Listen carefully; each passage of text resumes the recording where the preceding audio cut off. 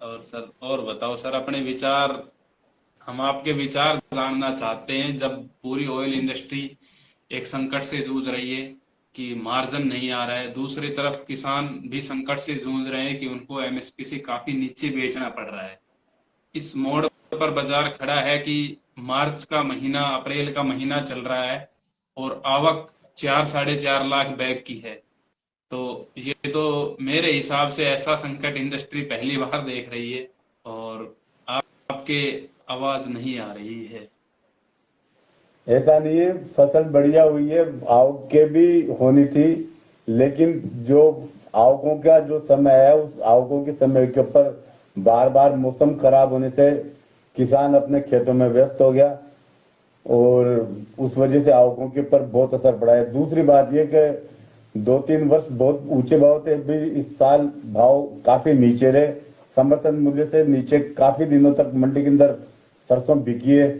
उसकी वजह से किसान का उत्साह रुका है और इसमें विशेष देखने की बात यही है कि बरसात की वजह से रुका है। बरसातों के दौर के अंदर किसान जल्दी से जो सरसों को अपने तैयार करके अपने घर में ले गया, अब वो धीरे धीरे ही निकाल के लाएगा। आवकों का जो प्रेशर लास्ट ईयर 15 लाख बोरी का बन गया था, इस साल 14 लाख बोरी एक दिन 2 दिन रही, उसके बाद ये टूट गया। और अब जो आवकों का दौर है वो कोई लंबा चौड़ा बढ़ेगा नहीं। रही बात इंडस्ट्रीज की, तो इंडस्ट्रीज वाले हर सीजन ही, जब सीजन चालू होते हैं तब सरसों का स्टॉक करते हैं। बड़ी फसल सबको नजर आ रही थी। अब ये अलग बात है कि आगे इसके अंदर कोई पोल नजर आती क्या थी, ये एक देखने की बात है। आगे जाकर के इसमें करेक्शन आएगा और संभव जरूर आएगा करेक्शन।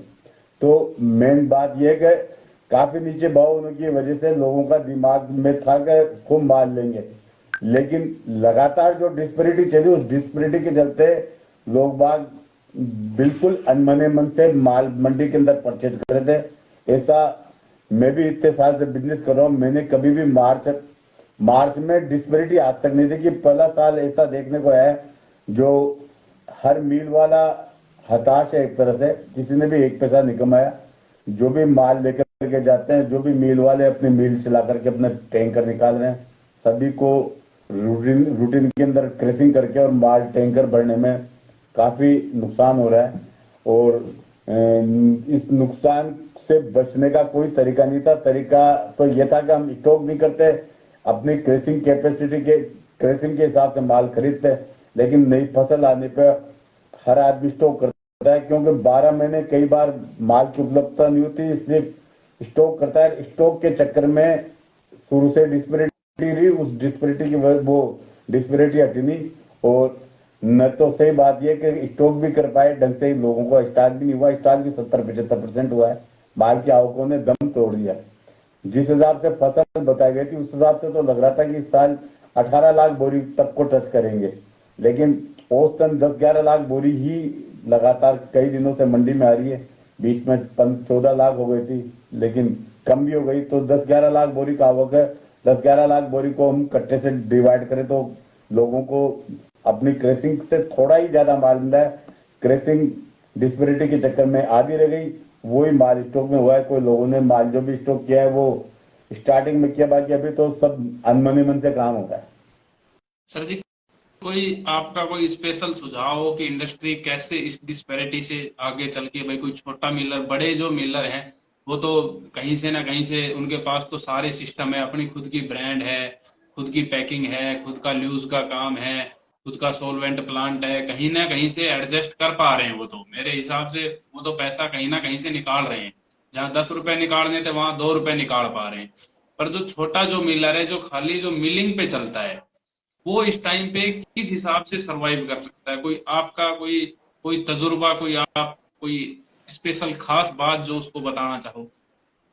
इसका यही तरीका रहेगा कि रूटीन के अंदर माल लेकर के चलें, क्रेसिंग लिमिट की रखें। क्रेसिंग कैपेसिटी लोगों ने ऑलरेडी काफी कम कर दी और हम लगातार रोज की रोज माल लेकर के रोज की रोज उसका क्रेसिंग करके माल आमने सामने करके बेचेंगे तो उसमें निश्चित रूप से नुकसान लगी रहा है, नुकसान ही लगेगा। इसका तरीका यही है कि बाजार के अंदर माल को होल्ड करके चलना पड़ेगा। जब भी थोड़ा करेक्शन बाजार में है तब इकट्ठे अभी एक एक टैंकर रोज बेचते हैं, फिर 5 टैंकर 7 टैंकर इकट्ठे बेचने पड़ेंगे। कहने का मतलब ये है कि मार्केट में इस वर्ष बार बार जो करेक्शन आए उन करेक्शन के अंदर ही माल बेचना पड़ेगा।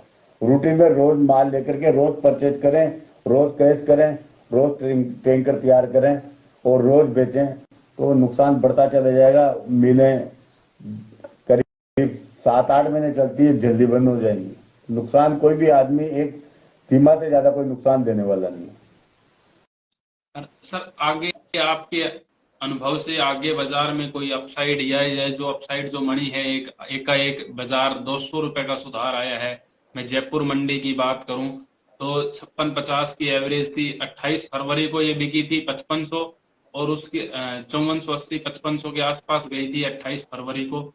फिर 1 मार्च को ये बिकी थी 5500। उसके बाद ये बाजार एवरेज जो बाजार जो रहा है ये सीजन में 56-50 के हेर फेर में रहा है। तो अब एवरेज की बात करें तो आज 200 रुपए ऊपर बाजार खड़ा है। तो ये अपसाइड आगे कैरी भी कर सकती है या फिर ये यहीं पे बाजार एक सीमित दायरे में ही, जैसे तेल 112 से 115 के बीच में, या फिर 110 का घेरा तोड़ के और फिर 105 की ओर गोता लगाने की संभावना है? ऐसा नहीं होगा। आवक के प्रेशर के समय बाजार दबते हैं, इस वर्ष भी दबे। आपसे पूर्व में चर्चा होती तब भी 5500 का अनुमान, जब तो मंडियों के अंदर आने की बात नहीं थी, जयपुर डिलीवरी की 5500 की बात की थी कि 5500 रुपए की संभावना लगती है। 5500 वैसा बिकी भी है सरसों, लेकिन 1 महीने 1.5 महीने का जो दौर रहता है उस दौर के अंदर मद्दी आती है, उस दौर के अंदर ही सब लोग बाग अपना स्टॉक करते हैं। अभी जो 5500 के भाव बने थे या 5600 का एवरेज कई दिनों तक भाव चला था वो आगे जाकर के देखने को नहीं मिलेगा। उसका कारण ये है कि एक तो समर्थन मूल्य पे खरीद कल से 1 अप्रैल से चालू हुई, कई मंडियों में तुली है, कई मंडियों में नहीं तुली, पूरी व्यवस्था हुई नहीं, लेकिन 4-5 तारीख से इस वीक के अंदर सुचारू रूप से पूरे राजस्थान में सरकार की सरसों की खरीद चालू हो जाएगी। खरीद चालू होने की वजह से जो एरिया जहां पर जिस एरिया में सरसों की क्रैशिंग करने की तेल मिलें लगी हुई है वहां समर्थन मूल्य के बराबर अभी भी सरसों बिक रही है और सरकार की जब खरीद चालू होगी तो भी उससे कोई फर्क पड़ने वाला नहीं, क्योंकि वो मंडियां ऑलरेडी समर्थन मूल्य के आसपास बिक रही है। किसान जहां पे उसको कैश में पैसा मिलेगा निश्चित रूप से पहले वहां जाकर के अपना माल बेचेगा। तो जहां पे तेल मिले नहीं है उसी जगह सरकार को सरसों मिलेगी। तो जो भाव चल रहे हैं इन भाव के अंदर अभी कोई गिरावट नहीं है। उसका कारण ये कि समर्थन मूल्य से जहां पे नीचे बिक्री थी वहां पे भी एक सपोर्ट आ जाएगा।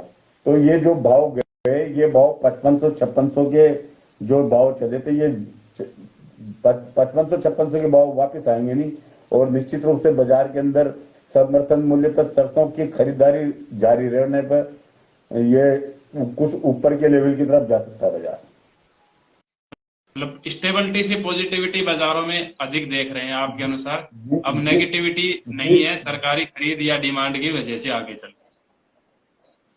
जी देखिए, ऐसा है सरसों तेल का भी मार्केट एक अपना होता है, ये इसमें कोई शक नहीं कि साल भर पहले सरसों तेल सोया से भी नीचे बिका है, पाम से भी नीचे बिका है, मूंगफली से तो हमेशा नीचे बिका करता था। एक आध साल अपवाद जरूर हुआ है, बाकी सरसों तेल का भी एक अपना मार्केट है।